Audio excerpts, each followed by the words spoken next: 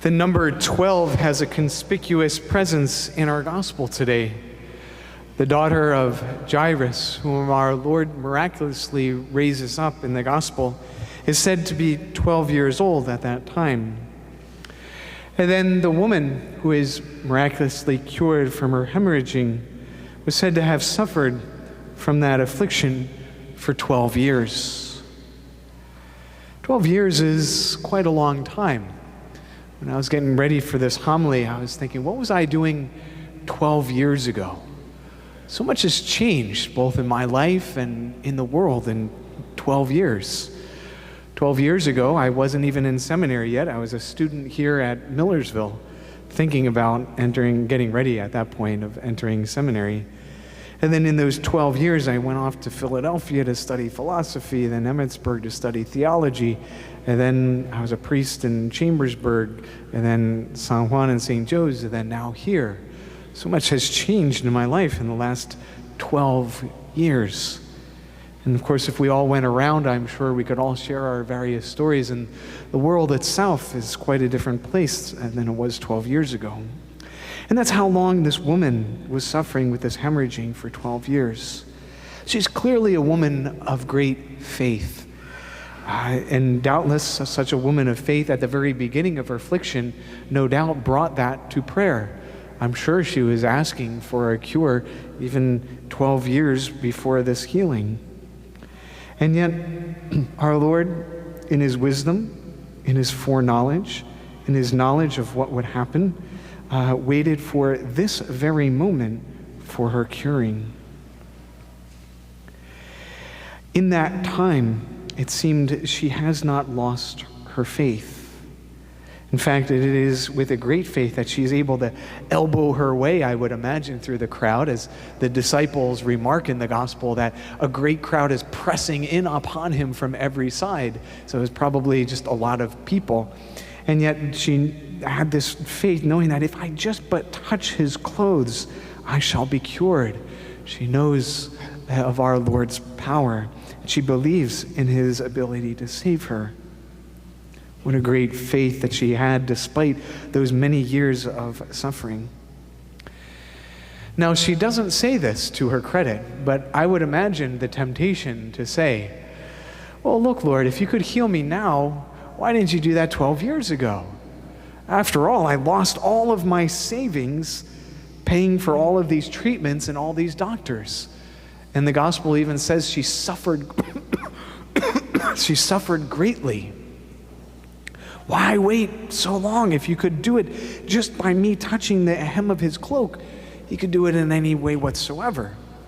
You know, throughout the Gospels, our Lord has all these different ways of healing people. Have you noticed that? Sometimes with just a word, sometimes over a great distance, sometimes laying a hand on them, sometimes making mud and smearing it on their eyes. All these different ways. I think one of the reasons for that is so that we don't get sidetracked thinking that there's one particular way we're supposed to do it, and that way, following this certain system or procedure. But our Lord does all of these different ways of healing people because the only common denominator then is that he is the one doing the healing. And that is where our focus should be. We come to him for help. She had great patience in her spiritual life to be able to still have faith even after all of those years, to bring her to that point. And perhaps that, in God's wisdom, in his knowledge, was part of the reason for those 12 years. I would speculate that perhaps at the very beginning of those 12 years, maybe she wouldn't have been as bold or as courageous or just not caring what people thought of her to elbow her way through the crowd and reach the hem of his cloak. But now she is. She has this really strong kind of faith after these 12 years. Perhaps that is why God in his wisdom allowed this to happen for so long. We don't know, and we won't know until the life to come. But God sees both past, present, and future. And so he has all of that in mind in the timing that he has for our life. This is sometimes hard for us to accept. We live in a culture that wants everything here and now. When I order something on Amazon, I do the one button click and then it shows up at my door in a few days. It just happens very quickly. Or you go to a fast food restaurant, you expect the food to be fast. And I'm not saying that's a bad thing. Sometimes I worry that when priest brings something like that up in the pulpit, I'm criticizing. I'm not for something that food, it's a minor thing, that's fine. But the temptation then becomes to expect everything in life to be that way. Even the things that do require much more perseverance, much more discipline. We can't be looking for the easy fix. And our spiritual life is often like that. Our prayer, our petitions for the Lord, waiting on Him and on His timing, this takes patience, this takes perseverance, this takes discipline. That kind of patience is a sign of maturity. Even in the natural realm, as children mature, they wind up getting a little bit more patience. I know this from my times going over to the school. Usually I visit several classrooms all right in a row. So it's interesting, I get to see different maturity levels back to back. And I know now, after doing this for many years, that when I go into the first grade classroom, my presentation style is going to be very different from the 8th grade classroom. The first graders, I have to prepare a really short thing for my presentation because their attention span is really short. And a lot of my effort and activities are meant to keep them engaged and, have them stay in their seats and stop bouncing around and running around and all of that. Well, those sorts of problems I don't have in the 8th grade class. There's that kind of maturity. We can talk a little bit longer. We can have much deeper kinds of conversations, and they have all these questions, especially at that age. We get some interesting discussions going on, and their attention level is just a lot longer, and that is a sign of maturity. I would posit that in our spiritual life, we need to have that kind of maturity too, where we can spend longer periods in prayer and attentiveness to God's Spirit, where we can come to Mass and I think that's one of the great benefits, by the way, of the Mass.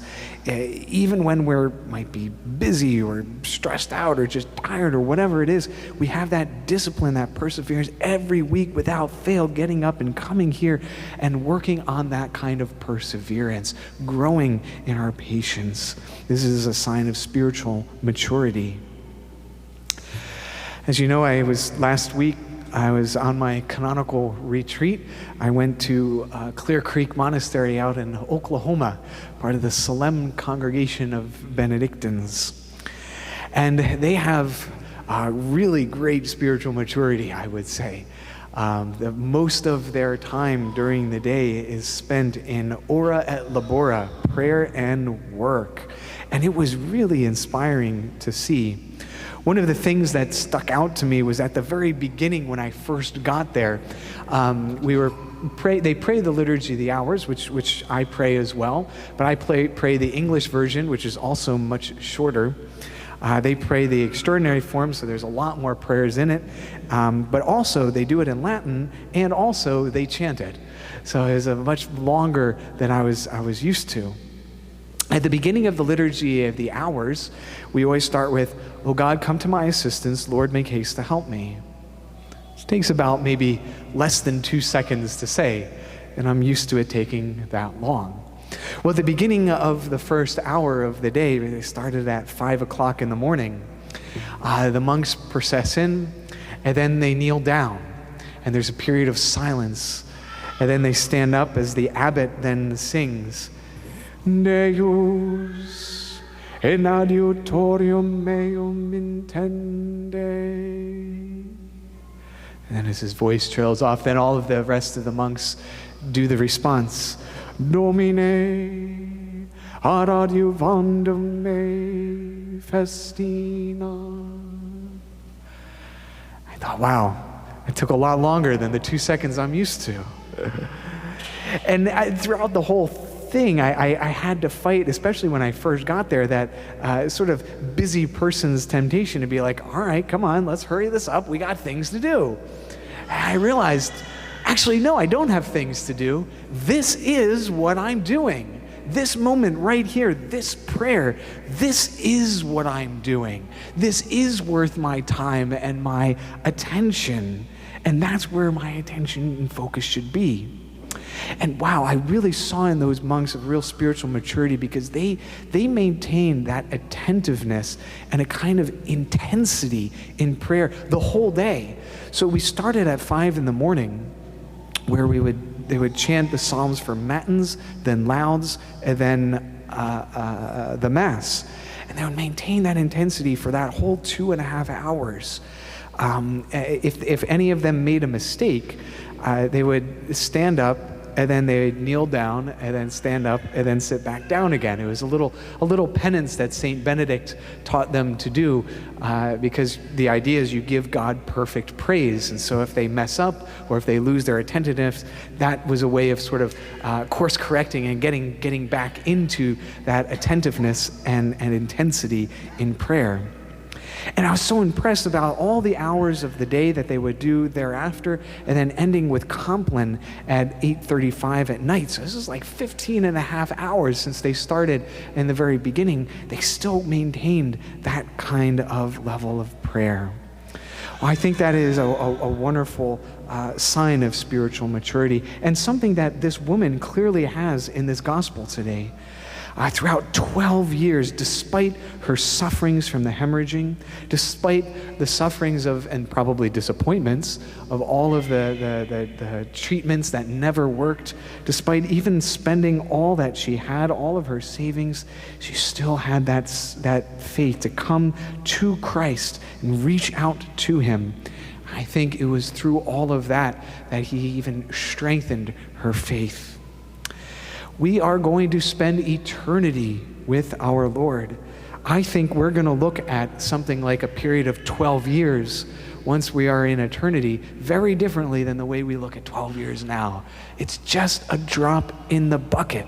This life is so short in comparison with eternity.